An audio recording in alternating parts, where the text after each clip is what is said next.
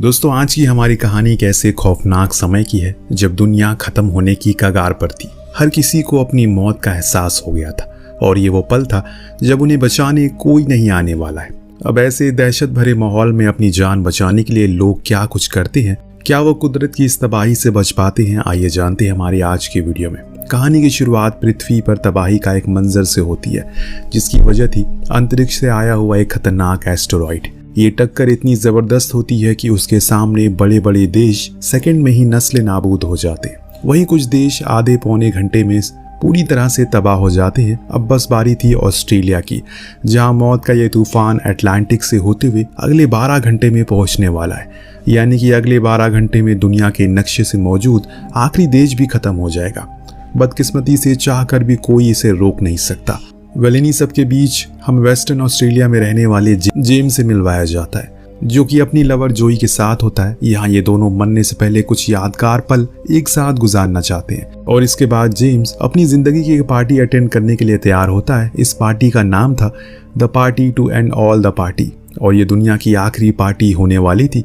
हालांकि जोई चाहती है कि मौत के इस पड़ाव पर जेम्स के साथ आखिरी वक्त वो बिताए, सुकून से बीच के किनारे एक दूसरे को निहारे, लेकिन जेम्स को उसकी कोई बात का फर्क नहीं पड़ता। इस पर जोई उसे बताती है कि वो उसके बच्चे की मां बनने वाली है। ये सुनकर वो थोड़ा शॉक भी होता है, लेकिन फिर ये सोचकर अपनी कार में बैठकर वहां से निकल जाता है। अब इन सब का क्या ही मतलब है, वैसे भी अगले कुछ घंटे बाद हर कोई मर जाएगा।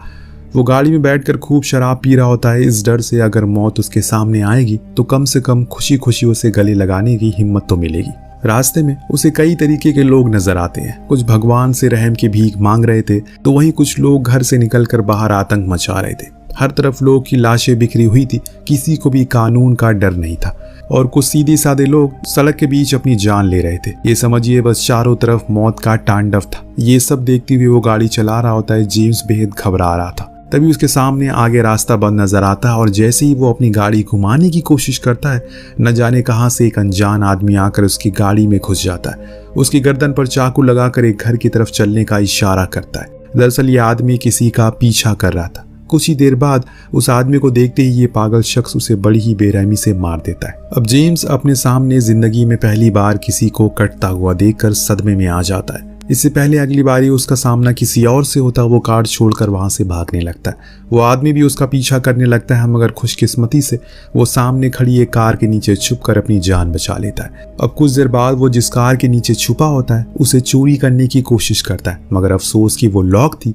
इसी दौरान उसकी नजर सामने वाले घर पर पड़ती है, जहां पर अचानक एक वैन आकर रुकती है। इसमें से 2 आदमी निकलते हैं जिन्होंने एक छोटी बच्ची को जबरन अगवा किया था और अब वो उसके साथ दरिंदगी करना शुरू कर देते हैं। अब जेम्स को वैन चाहिए थी क्योंकि उसे वहां से निकलना था। ऐसे में जैसे ही वो लोग बच्ची को लेकर अंदर जाते हैं, वो उनकी गाड़ी का दरवाजा खोलकर बैठ जाता है। हालांकि यहाँ जेम्स के हाथ वो वैन लग चुकी थी, लेकिन रोती बिलखती उस बच्ची की आवाज उसे यहाँ से आगे बढ़ने नहीं देती।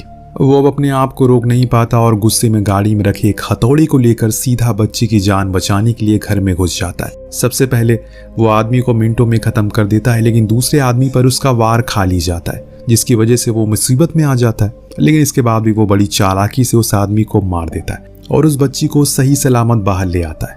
जेम्स अब उस बच्ची को बार बार गाड़ी के अंदर बैठने के लिए कहता है, लेकिन वो लड़की जेम्स से भी डर रही थी। उसे अब किसी पर भी भरोसा नहीं था। वो बस किसी तरह अपने माता पिता के पास जाना चाहती है। जेम्स बच्ची को विश्वास दिलाता है कि वो उसके डैड से उसे मिलवाएगा, लेकिन इसके लिए उन्हें यहाँ से जल्द बाहर निकलना जरूरी है क्योंकि ये जगह खतरे से खाली नहीं। इसके कुछ देर बाद वो बच्ची गाड़ी में बैठ जाती है। फिर ये दोनों बिना देर के यहाँ से निकल पड़ते हैं। रास्ते में वो बच्ची जेम्स को अपना नाम रोज बताती है, साथ ही ये भी बताती है कि आने वाले आज के तूफान की वजह से उसके पिता फैसला करते हैं कि वो लोग उसकी आंट के साथ मिलकर लाइफ का ये लास्ट मोमेंट सेलिब्रेट करेंगे।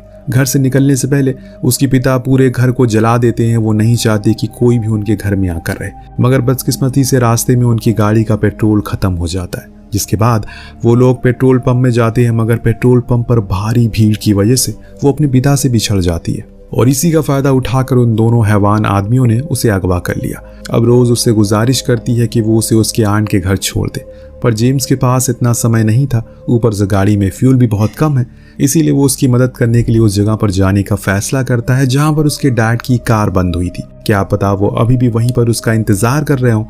फिलहाल वो किसी तरह रोज को उस जगह पर पहुंचा देता है जहां अभी भी उसके डैड की कार खड़ी थी, लेकिन उसके पिता कहीं भी दिखाई नहीं दे रहे। वो उन्हें चारों तरफ ढूंढने की कोशिश करती है, यहाँ तक कि गाड़ी का हॉर्न भी बार बार बजाती है, मगर कोई भी सामने नहीं आता। इन सब से रोज बेहद परेशान हो जाती है, जिस पर जेम्स उसे समझाता है अगर उसके पिता यहाँ कहीं होते तो अब तक आ चुके होते, लेकिन रोज उसकी बात मानने को तैयार ही नहीं थी। अब किसी तरह वो अपने आंट के घर जाना चाहती है, क्योंकि वो अपनी जिंदगी के आखिरी वक्त अपने परिवार वालों के साथ काटना चाहती है। लेकिन जेम्स अच्छे से जानता है कि उसकी आंट के घर पहुंचना अब नामुमकिन है और पार्टी का भी वक्त हो रहा है, इसीलिए वो आखिरी बार रोज को अपने साथ चलने को कहता है। रास्ते में वो उसे अपने बहन के घर छोड़ने का डिसाइड करता है। अब कोई भी रास्ता ना होने की वजह से वो अकेली पड़ चुकी है, इसीलिए मजबूरी में उसकी बात को मानकर वो गाड़ी में बैठ जाती है। उसके कुछ ही देर बाद वो उसे लेकर अपनी बहन के घर पहुंचता है, लेकिन जैसे ही वो घर के अंदर कदम रखता है उसकी आंखें खुली की खुली रह जाती है, क्योंकि घर में मौजूद सभी लोगों की लाश सामने पड़ी थी।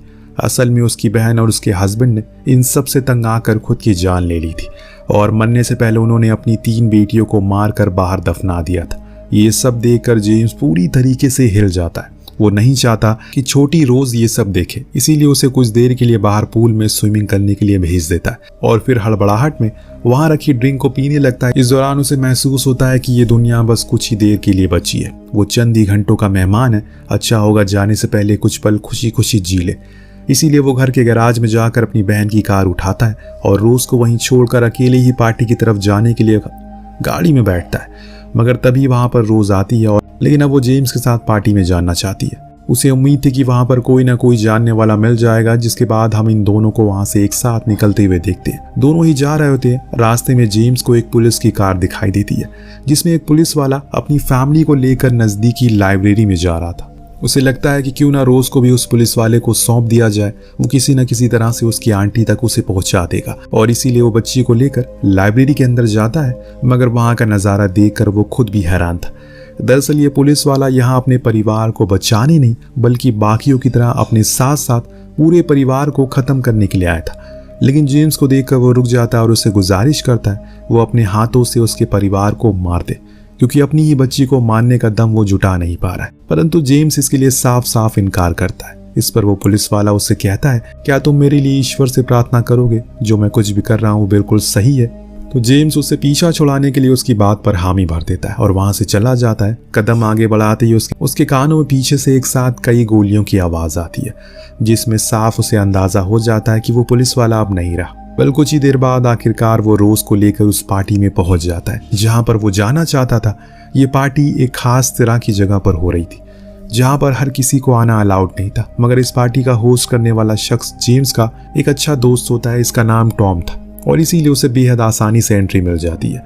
पार्टी का माहौल आम पार्टियों से काफी अलग था। म्यूजिक के शोर शराबे के साथ लोगों की चीखें भी सुनाई दे रही थी। सभी मौत का गम भुलाने के लिए पागलों की तरह नाच रहे थे।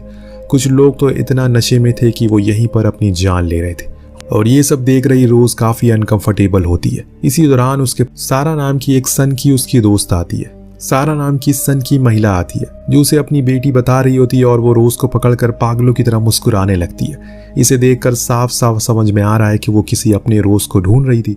शायद उसकी दिमागी हालत ठीक नहीं है। फिलहाल इससे पहले की बात ज्यादा बढ़ती, जेम्स आकर रोज को वहां से लेकर जाता है। यहाँ उसकी मुलाकात अपनी एक्स गर्लफ्रेंड से भी होती है, जो कोई और नहीं पार्टी के होस्ट टॉम की बहन थी और वो कभी उसकी गर्लफ्रेंड हुआ करती थी। इसका नाम जेसिका होता है। अब जो कि जेम्स को वो देखते ही उसे अपने साथ अकेले कमरे में लेकर जाती है और फिर उसके नजदीक आने की कोशिश करती है। परंतु जेम्स एक अलग ही मूड में था। वो अभी बेहद परेशान है। इसके कारण उसकी आंखों के सामने ढेर सारी हत्याएं थी, खास तौर पर उसकी बहन की मौत, जिसने उसे सबसे ज्यादा तोड़ दिया था। हैरान परेशान होकर जेम्स अपने दिल की ये सारी बातें जेसिका को बताता है, लेकिन उसे इन सब बातों से कोई फर्क नहीं पड़ता। वो तो बस जिंदगी के मजे लेना चाहती है। इसके बाद वो जेम्स को कमरे के नीचे एक बंकर में लेकर जाती है। ये बंकर पूरी तरह स्टील से बना हुआ था। इसमें कुछ बेड और साथ ही अगले 1 साल के खाने पीने का सामान भी था। वो उसे भरोसे के साथ बताती है कि जब पूरी दुनिया में तबाही आ जाएगी, वो लोग यहाँ पर छुप कर जिंदा बच जाएंगे। उसकी इन बचकानी बातों को सुनकर जेम्स हल्का सा मुस्कुराता है और उसे बताता है ये जो कुछ वो सोच रही है वो पूरी तरीके से झूठ है। दरअसल नॉर्थ अटलांटिक से आ रहा आग का वो तूफान इतना खतरनाक है कि उससे दुनिया का कोई भी कोना बच नहीं सकता। तुम्हारा ये बंकर तो उसके सामने कुछ भी नहीं है। अपनी मौत को यूं करीब आते देखकर जेसिका अचानक से घबरा जाती है, जोर जोर से रोने लगती है। उसकी आवाज सुनकर जेम्स का दोस्त टॉम वहां आता है और जेसिका से ये बताने के लिए उस पर गुस्सा करने लगता है। दरअसल जेसिका को मौत का बेहद डर लगता है। वो मरना नहीं चाहती, इसीलिए वो अपनी बहन को झूठी दिलासा देने के लिए बंकर बनाया था ताकि वो दुनिया खत्म होने से पहले पैनिक ना करे।